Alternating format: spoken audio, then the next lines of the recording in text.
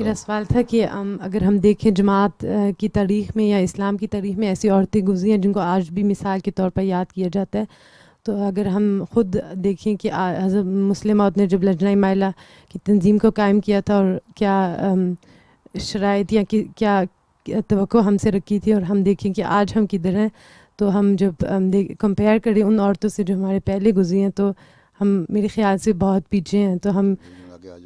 ہم کس طرح ہم کس طرح سے اپنے آپ کو کہ ہمیں بھی ہماری نسلیں جو بعد میں بیٹھ جاؤ. یاد کریں. کہتے ہیں کہ اگر کوئی انسان سویا ہوا ہو تو اس کو جگایا جاتا ہے، اور اگر کوئی جاگا ہو اور پریٹینڈ کرتا ہو سویا ہوا، یا سستی میں سویا رہے، اثر ہی نہ لینا ہو، تو اس کو تم جگا کے نہیں کر سکتے. زبردستی ڈنڈا مارے کھڑا تو کر سکتے ہو، اور کچھ نہیں کر سکتے. جہاں تک جگانے کا سوال ہے، بتانے کا سوال ہے، ہر خطبے میں، ہر لجنہ کی تقریر میں، ہر جلسے میں یہی باتیں بتاتا ہوں کہ یہ باتیں ہیں، اس طرح کرو تو تم لوگ اپنے آپ کو تبدیل کر سکتے ہو. وہ تم سن کے جاتے ہو جلسے پہ بیٹھ کے اجتماع پہ، اور شون سارے ہلا رہے ہوتے ہو، اور میرے چہرے پہ بڑے ایکسپریشن آ رہے ہوتے ہیں.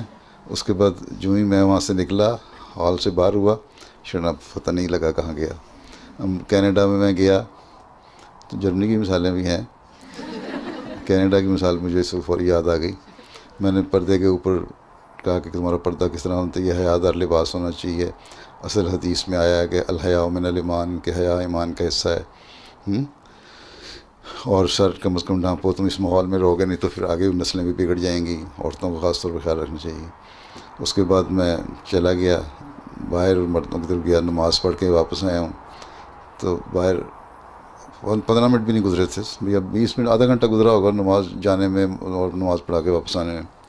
تو ایک عورت سڑک پہ کھڑی، ہاتھ میں آئی فون لیا ہوا، اور سر پہ دوپٹہ بھی کوئی نہیں، کندھے پہ مشکلوں سے ڈھلکا ہوا تھا. برقع والا کوٹ بھی نہیں کوئی پہنا ہوا تھا، یا کوئی چادر بھی نہیں چھوڑی ہوئی تھی کہ چلو کہتے ہیں کہ اپنے جسم کو ڈھانکا ہوا ہے. اور وہ فون تصویر میری کھینچنے کی کوشش کر رہی ہے، ساتھ مجھے ہنس کے ہاتھ ہلا رہی تھی. تو یہ اگر حیا کا معیار یہ ہو جائے کہ آدھے گھنٹے کے بعد بھول جانا ہے، تو پھر کیا کیا جا سکتا ہے. ٹھیک ہے، تو یہی باتیں جو ہے نا یاد رکھا کرو، تقریروں کی یاد رکھا کرو.